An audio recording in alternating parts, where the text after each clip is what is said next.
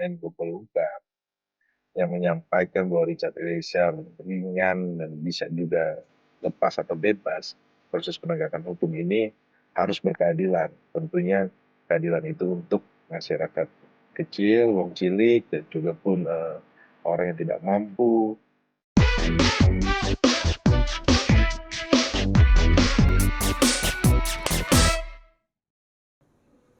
Halo Sobat Medcom, ketemu lagi di Newsmaker, medcom.id, obrolan hangat, one on one bersama saya, Alfa Mandalika. Tidak ada perubahan tuntutan jaksa terhadap Richard Eliezer, hukuman 12 tahun penjara dalam perkara pembunuhan berencana Brigadir Yosua. Tidak ada juga perubahan harapan Eliezer, kuasa hukum, keluarga, dan publik untuk mendapatkan keringanan hukuman. Dua kutub yang tidak pernah bisa bertemu, namun Komisi Kejaksaan RI memastikan para jaksa penuntut umum diawasi, bahkan alat komunikasinya disadap untuk memastikan tuntutan jaksa adil. Bukan hanya Komisi Kejaksaan, Komisi Yudisial juga memastikan seluruh hakim juga diawasi agar tidak main-main dalam memberikan vonis. Dan akhirnya semua terpulang kepada kuasa hukum Richard Eliezer. Nah, seperti apa nih melihat perbedaan antara harapan dan kenyataan? Dan melalui Zoom setelah bergabung bersama kita, Bapak Roni Talapesi selaku kuasa hukum Richard Eliezer. Selamat sore Pak Roni. Oke, salam sehat Pak Roni. Terima kasih Pak Roni atas waktunya untuk berdiskusi di Newsmaker kali ini Pak Roni. Baik Pak Roni, kita ngobrol santai dulu nih Pak. 3 edisi Newsmaker terakhir kita membahas soal kasus Sambo. Kami juga mewawancarai jubir Komisi Yudisial, Wakil Ketua LPSK, dan juga Ketua Komisi Kejaksaan. Bersama Wakil LPSK, Bapak Edwin Partogi, Newsmaker 2 pekan lalu, bertajuk Balada Sang Barada, tentang kejujuran Eliezer yang dianggap tidak berbalas ganjaran. Nih, andai Richard Eliezer bisa menonton nih Newsmaker edisi Balada Sang Barada nih, kira-kira apa nih yang akan disampaikan oleh Eliezer nih, Pak Roni? Ya, terima kasih Newsmaker ya. Juga pun keluarga menyampaikan kepada saya atas nama keluarga dan Richard juga menyampaikan banyak terima kasih atas dukungan-dukungan kepada Richard Eliezer bahwa dia tidak berjalan sendiri, bahwa dukungan publik masyarakat luas ini sangat berarti buat dia. Oke, Pak Roni, saya juga sempat mewawancara jubir Komisi Yudisial, Bapak Miko Ginting, dan KAY memastikan bahwa para hakim kasus Sambo ini diawasi oleh intelijen. Komunikasi disadap untuk menjaga independensi hakim. Nah, sebagai kuasa hukum yang berinteraksi langsung dengan hakim, apakah Pak Roni sudah merasakan nih komitmen dari KAY, merasakan sidang kasus yang dipimpin majelis hakim ini, apakah independen, Pak Roni? Kalau saya sebagai penasihat hukum melihat bahwa proses persidangan ini sudah berjalan baik, lancar, dan independen. Jadi Oke. betul Mas Alfa, bahwa kami punya kepercayaan penuh bahwa majelis hakim yang sudah memimpin persidangan ini secara arif dan bijaksana. Jadi kami melihat proses persidangan ini sudah berjalan baik dan lancar sehingga kami tidak ragu. Nah, Pastinya putusan majelis hakim ini akan memberikan rasa keadilan. Oke, Pak Roni di Newsmaker juga, Wakil Ketua LPSK Pak Edwin Partogi menyatakan seharusnya Kejaksaan juga menggunakan Undang-Undang LPSK dalam membuat tuntutan hukuman terhadap Eliezer. LPSK menyatakan Eliezer justice collaborator, tapi Kejaksaan menyatakan belum tentu.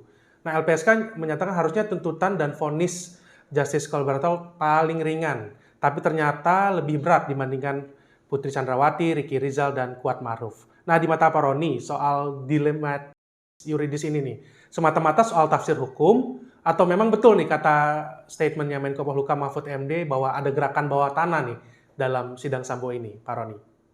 Iya, kita berharap bahwa proses penegakan hukum ini menjadi pembelajaran untuk kita sebagai warga negara yang baik ya. Bahwa harapannya adalah ke depannya penegakan hukum ini Indonesia berkeadilan. Tentunya terkait dengan dilema yuridis yang saya sampaikan Mas Alfa bahwa jaksa pun Benar. mengakui bahwa mereka terjadi dilema yuridis. Oke. Ini menjelaskan terkait di mana Undang-Undang Perlindungan Saksi Korban sudah mengatur, tetapi di dalam kejaksaan sendiri ada SOP. Nah ini yang kita melihat bahwa jaksa tidak memahami arti atau makna dari seorang justice collaborator berdasarkan undang-undang. Jadi Richard Eliezer tidak jaksa tidak berfokus hanya kepada perbuatannya, tetapi harus diperhatikan adalah justice collaborator-nya. Kenapa? Hmm. Karena seorang justice collaborator yang bekerja sama dengan penegak hukum membuka terang kasus ini sampai bisa menyentuh kepada pelaku utama. Jadi tidak Ya. fokus hanya kepada perbuatannya. Karena Pak di undang-undang pun mengatur seperti itu Mas Alfa. Tetapi sekali lagi dalam proses ini jaksa dalam replik dia menyampaikan bahwa terjadi dilema yuridis. Kemudian perlu kajian yang lebih mendalam terkait dengan status seorang justice collaborator. Nah, inilah yang kita lihat bagaimana menjadi reaksi publik di mana banyak publik yang menyatakan bahwa ini adalah hal yang keliru ya dari pernyataan dari jaksa. Kalau kita lihat beberapa kesempatan mereka menyampaikan hal seperti itu, tapi ini menjadi reaksi dari masyarakat luas. Tetapi dalam replik, jaksa juga pun mengakui bahwa mereka mengalami dilema yuridis.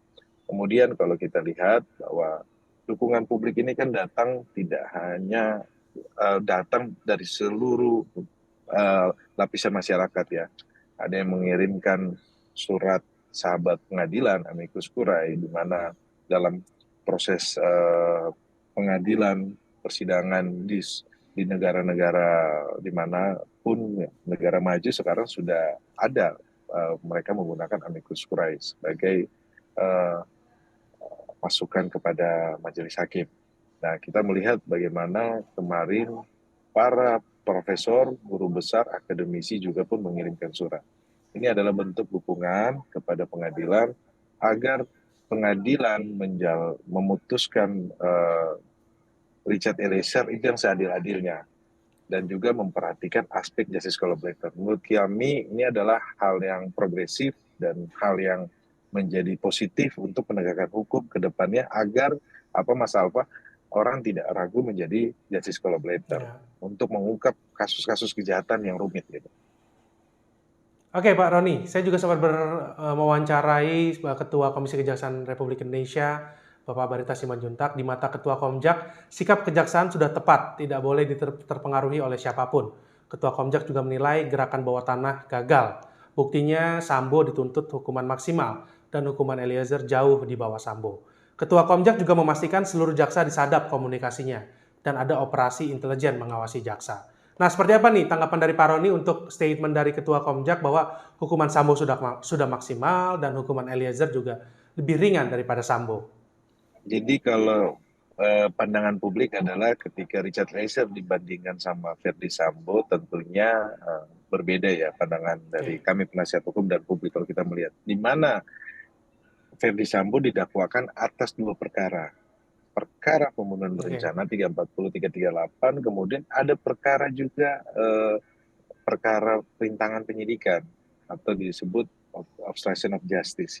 Jadi ada dua perkara.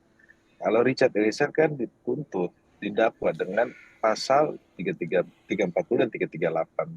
Jadi ini yang menjadi suara publik bahwa melihat bahwa Richard Eliezer ketika dibandingkan sama Verdi Sambo kan ada dua perkara. Tapi ketika dibandingkan Ya. dengan tiga terdakwa yang lain, di mana tiga terdakwa yang lainnya pasalnya sama, tetapi kenapa tuntutannya lebih rendah? Itu yang mengusik rasa keadilan, Ya. Mas Alfa. Itu yang jadi permasalahannya di situ. Tapi sekali lagi bahwa apa yang disampaikan oleh rekan-rekan jaksa penuntut kami hormati, kami hargai. Tetapi pandangan berbeda ini tentunya dari kami penasihat hukum berbeda dan juga pun dalam hal ini kan rasa keadilan yang ada di masyarakat. Kalau kita melihat bagaimana Ya. masyarakat ikut bersuara kan. Seperti itu Mas Alfa. Oke, Pak Roni, kita coba dalami lagi soal dilema yuridis yang mempengaruhi vonis hakim. Soal dilema yuridis sudah kita singgung di awal tadi. Kita mulai soal justice collaborator nih. Kejaksaan mengatakan Eliezer bukan JC, tapi LPSK telah menyematkan status JC kepada Eliezer sejak sidang pertama pada Oktober tahun lalu. Nah, Ketua Komisi Kejaksaan Barita Simanjuntak saat saya wawancarai menegaskan status JC Eliezer atau tidak ditentukan oleh hakim saat vonis.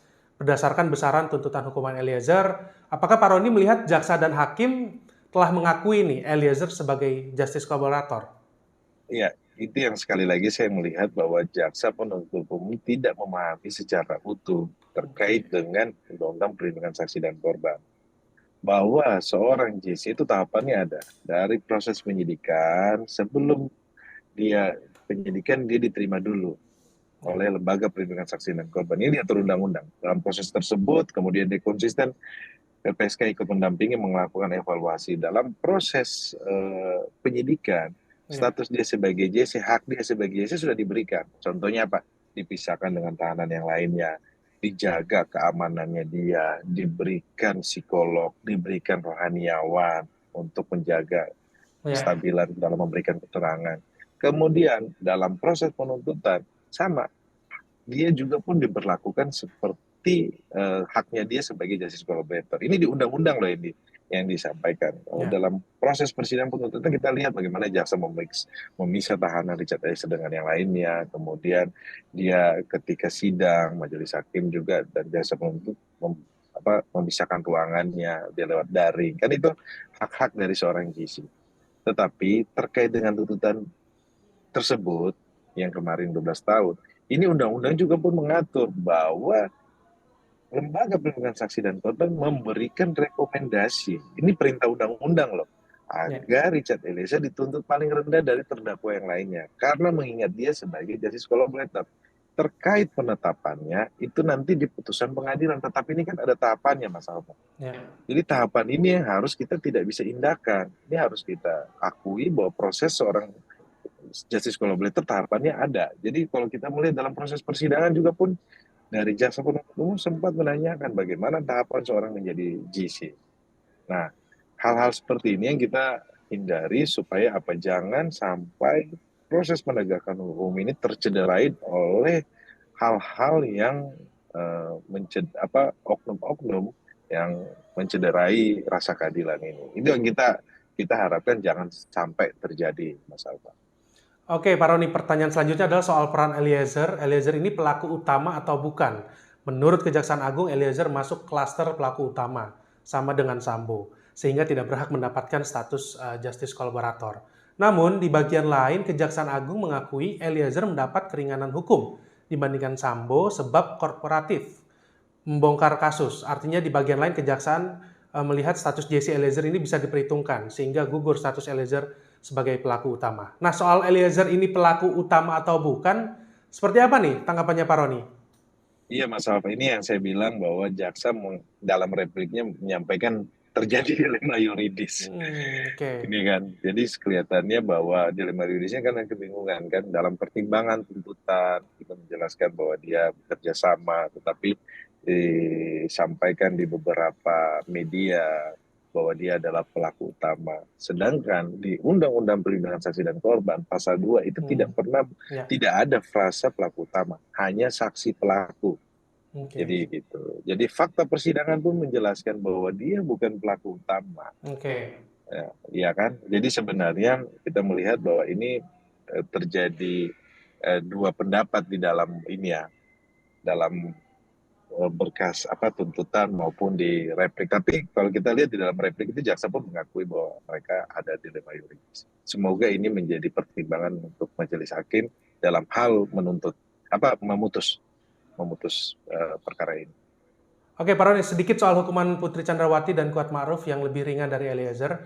Jika Eliezer sebagai JC saja dihukum 12 tahun penjara, lalu di mata Pak Roni, apakah Pak Roni bisa menggambarkan berapa tahun seharusnya hukuman untuk Putri Chandrawati? Saya pikirnya saya tidak dalam kapasitas ya mengomentari terdakwa yang lainnya. Ya, Yang pastinya bahwa Richard Eliezer harus dituntut paling rendah dari terdakwa yang lainnya. Kalau terdakwa yang lain 8 tahun, harusnya Richard Eliezer itu di bawah 8 tahun. Seperti itu. ya, Jadi ini kan perintah undang-undang, ya. bukan karena kemauan dari kami, kemauan dari LPSK. Tetapi ini adalah perintah undang-undang, di mana undang-undang tersebut dibahas oleh pemerintah dan disahkan oleh DPR. Oke, Pak Roni, Eliezer mendapat dukungan besar dari publik. Menko Polhukam Mahfud MD juga mendoakan keringanan hukuman Eliezer. Juga beberapa LSM dan 122 akademisi juga membuat pernyataan bahwa atau sebagai sahabat pengadilan, yang intinya mendukung langkah Eliezer membongkar kasus atasannya yang seorang jenderal. Nah, saat rekaman Newsmaker ini, vonis hakim belum dibacakan. Nah, boleh nih Pak Roni berandai-andai. Apa nih yang akan Pak Roni katakan jika hakim akhirnya mengurangi hukuman Eliezer atau bahkan memvonis bebas Eliezer? Dan juga apa nih yang ingin Pak Roni katakan jika vonis hakim sama dengan tuntutan jaksa 12 tahun penjara? Saya tidak mau mendahului majelis hakim, tetapi Oke, bentuk dukungan dari Menko Polhukam yang menyampaikan bahwa Richard Eliezer ringan dan bisa juga lepas atau bebas, ini merupakan dukungan yang saya lihat bahwa ini hal yang positif. Karena semua orang mengikuti, ada jejak digitalnya bagaimana seorang Richard Eliezer konsisten dalam proses persidangan, membantu proses penegakan hukum ini supaya berjalan semuanya lancar. Dan juga dukungan dari publik ini kan begitu luas, karena publik melihat bahwa Richard Eliezer berkata jujur, dari kejujurannya dia ini dan dia konsisten dan meminta maaf para akademisi, terus rekan-rekan dari LSM, NGO, itu adalah suara dari masyarakat luas ya. Yang kami juga pun ya. melihat bahwa kami, tim penasihat hukum, mewakili keluarga Richard Eliezer mengucapkan terima kasih. Ini terkait dengan vonisnya, Mas Alfa, tentunya hakim akan melihat ya pertimbangan-pertimbangan, kemudian bagaimana rasa keadilan yang ada di masyarakat. Tentunya hal tersebut akan menjadi, harapan kami akan menjadi pertimbangan dari majelis hakim. Oke, Pak Roni, di tengah besarnya dukungan publik dan keluarga, ada sosok tunangan Eliezer, yaitu Duce Maria Angelina atau Ling Ling. Nah, seperti apa nih dukungan Ling Ling kepada Eliezer nih, Pak Roni? Atau mungkin juga publik ingin tahu saat tidak di persidangan, bagaimana nih cara Eliezer berkomunikasi dengan keluarga dan orang terdekatnya, Pak Roni? Orang tuanya kunjungi Richard Eliezer untuk memberikan kekuatan, memberikan semangat, kemudian dari tunangannya juga ada kesempatan untuk Ya. ketemu Richard Eliezer untuk memberikan semangat, memberikan kekuatan. Sekarang keluarga lebih mendekatkan diri kepada Tuhan, berdoa. Richard juga pun sama. Jadi kita tetap harapan bahwa tetap ada dukungan dari publik luas, masyarakat luas untuk Richard Eliezer. Ya. Oke, terakhir Pak Roni, para akademisi menyatakan Eliezer adalah fenomena hukum baru yang kini menjadi kajian akademisi hukum di Indonesia. Nah, seperti apa nih Pak Roni menggambarkan perjalanan panjang mendampingi Richard Eliezer, dan yang penting pelajaran apa nih yang Pak Roni bisa bagikan ke publik? Ya, bahwa Richard Eliezer adalah seorang pemuda berangkat dari keluarga yang tidak mampu, yang coba untuk memperbaiki hidupnya, mengabdi kepada negara. Tetapi dalam proses dia mengabdi kepada negara, dia bekerja, kemudian dalam kasus ini bagaimana dia menghadapi proses. Dan kalau saya lihat bahwa publik melihat bahwa kejujuran seorang Richard Eliezer, bahwa dia jujur dan dia berani mengatakan apa yang sebenarnya, dan ini yang menjadi apresiasi dari masyarakat luas. Jadi kita lihat bahwa dalam proses ini banyak pembelajaran yang bisa kita dapati ya, bahwa proses penegakan hukum ini harus berkeadilan. Tentunya keadilan itu untuk masyarakat kecil, wong cilik, dan juga pun orang yang tidak mampu. Jadi ini adalah bentuk dukungan dari masyarakat luas. Dan kita melihat bahwa ini hal yang positif ke depannya, sehingga ketika ada kejahatan-kejahatan yang sulit diungkap, kemudian ada yang berani untuk mengatakan apa yang sebenarnya menjadi seorang JC, ya negara wajib melindungi dan negara harus memberikan reward. Dan ini juga pun sudah diatur dalam undang-undang dan kita tidak bisa menafikan hal tersebut. Oke, baik. Terima kasih kuasa hukum Richard Eliezer, Bapak Roni Talapesi yang sudah berdiskusi di Newsmaker pekan ini. Sekali lagi terima kasih Pak Roni. Salam sehat selalu.